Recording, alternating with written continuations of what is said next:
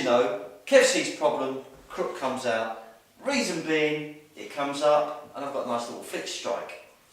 But if this is not your normal position, if you're just messing about with a cane and you're talking to someone and suddenly someone's in your space, how can we start doing our techniques when our hand is in the wrong position and we don't want to transition the cane? One of our default positions is the 3x6 stance. With this grip, step back slightly, this comes up to a ready position, you're guarded, you can either protect your head. Really strong. Nice strong position. But as Kev says, I mean, I walk like this as well. If I try and do that to defend myself and I bring this up, I'm in a very weak position. I'm in a very weak position. So I thought, well, what about if I bring it across and do a nice, it's very awkward to get into. Cross yourself in. And it's an even weaker positions. But coming straight up does the job. I can do little jabs. I'm not fond of this, as you know. No, it's like boxing with a cane. It's not ideal. Unless you're a very good boxer and practice this a lot and you get this spot on, I'm not saying it's not a good technique. It's not a preferred technique for myself or the cane. So I'm not disrespecting anybody who does that. Please take that on board. I haven't got room here to do my nice horn change to change to that grip. So I'm thinking, do the Kev special. I can come up on the elbow and I'm here. Or I can bring it straight up. I was thinking about bringing it here, but I really decided, yes. Oh, about 5 points I could hit right now. Yeah, and it's too slow for me. You can see it coming a mile off. Exactly. So we thought, if I'm minding my own business, the distance has closed down because I'm paying attention to my phone, not to this rapscallion who's going to be ruthless and rough me up. I was going to say, it's so unusual you paying attention to your phone. Tis my crack. If I bring the cane up, I've got a nice protection here and I've got techniques I can use from here which are based on everything we've already done. Like everything we say, we've just adapted what we've got. We learned one thing, but it's got lots of answers, and that's key. So let's look at one to start with. I'm going to use my left hand. I'm going to change canes over because this is the pointy one. So for me, I like a pop-up, so it comes up. Now I've got my 3x6 stance, so I can jab away here and strike through here. Now the one thing about Chris and myself is that when we're playing around with things like this, I get 3 words from Chris. Got an idea, and I'm like, okay, so we hit there, I came to you, and Chris said, what happens if you pull and push? So I'm going to let Chris do this because he's more able-bodied than I.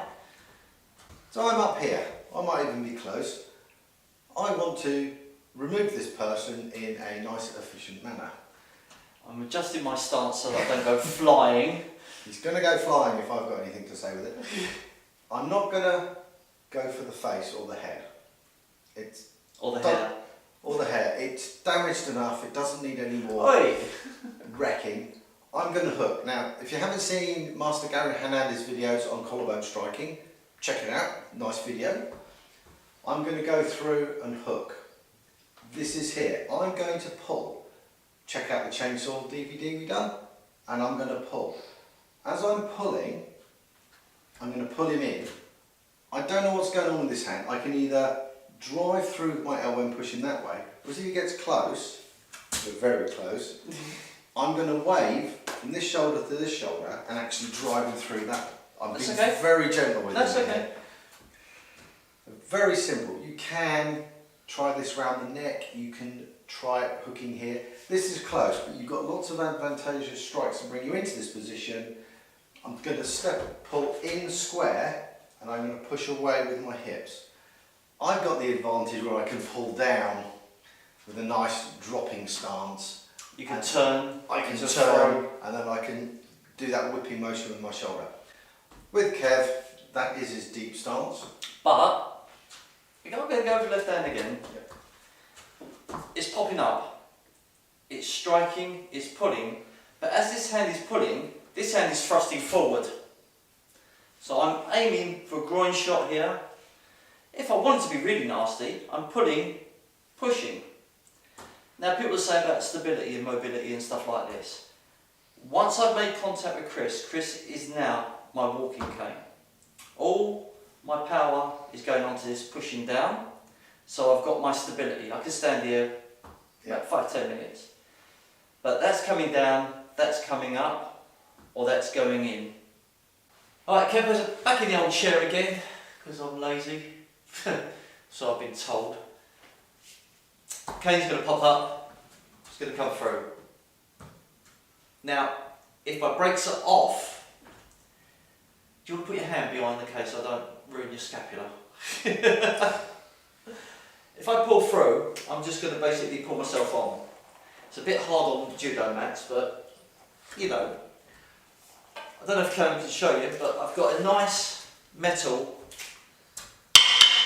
foot plate. This on shins and instep is going to really hurt. That's why I left my cane there. Yeah. If my brakes are on, some people will always put their brakes on, some people won't. You know, it depends. I tend to put brakes on because I like to have the stability. So I'm in this position and here. As you know, this is my favourite technique, so I'm going to go through. I've also got the javelin, and we've seen the video of take that, come here, go away.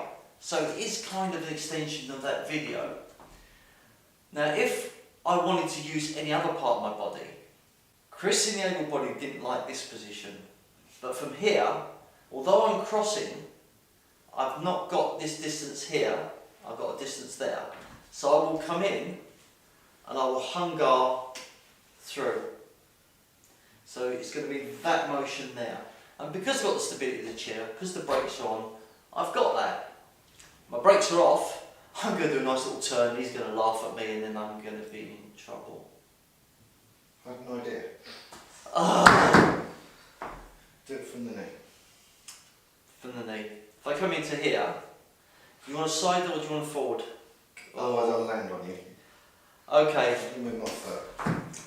I'm going to just do a little check because I don't want to rip any tendons, and having knee problems, I know this can be really bad. So this is going to come from here, but this hand is going to come to the shoulder. Oh yeah, I don't like that. Yeah. And it is that hungar motion. And obviously, we're not just going to go, oh, put that on. It's going to be the whack in, the drag through, and then the motion after that. But you're not going to whack it off. Not going to whack it off. What about the ribs? The ribs will work if I can get where the kidneys are, which is roughly about this area here. Again, this is going to strike in the floater ribs. That's going to be really uncomfortable. It's going to cause a little bit of breathing problems. Then I'm going to spear the back from here, and I'm aiming for the shoulder from here, because it's going to give them that off-balance motion. If I grabbed hold of you, that would be even better for you, because you've got an arm to pull. Yeah, so it's like Chris has got the arm in. From this motion, it's going to be a double-handed strike from there. Once I've got it in and I'm pulling, I'm coming up from the axilla, from here, and it's going to be that sort of forward circle motion.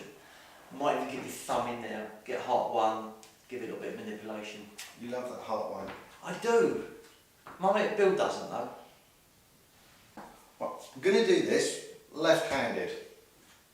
On poor Callum here, I'm going to break it down because we just tried it and we're going to be careful. So same principle, I'm up. Usually it's going to be a right-handed attack. So usual technique would be to stop this, see it coming. I'm just going to go straight in and I'm here. I would be pulling. Now if I'm not elbowing, I might have my shopping in my hand. I might be hiding my imaginary girlfriend's hand, I don't know. As I'm pulling this in, I've turned him side on. So I'm going to do that. He's close, I don't want to hit him around the back of the head. So it's just going to travel from my feet, through my core, up, and at the last minute, so I'm imagining Kev's hooked his cane on my shoulder, so all the tension's there. And I'm just going to relax and flick it through. This blocking hand, if you like, though we always say there's no such thing as a block, has become my intercepting, attacking hand. I've pulled him on, the cane's come off, which is what I want, I've driven him away. If I really want to, and I pull him that way, I might think, do you know what, the shoulder's not going to cut it today, he's bigger and heavier than me. So I'm going to do the same technique, but use my hip. Each situation will change. You just like pushing people around you. I push you around because you're in a chair. True. You nearly tripped me up as well, I nearly tripped over your leg. Well, I tried not to. He's a beast. Might cut the gur out. No, let's go in. Thanks for watching the video, we hope you like it, and we look forward to hearing from you. Please subscribe to our channel if you haven't done so already. If you want to look as smart as we do, don't forget to check out the merchandise on Teesprings. Check out our social media accounts, see what's going on in the world of Sensei. Hit that bell and free the fear.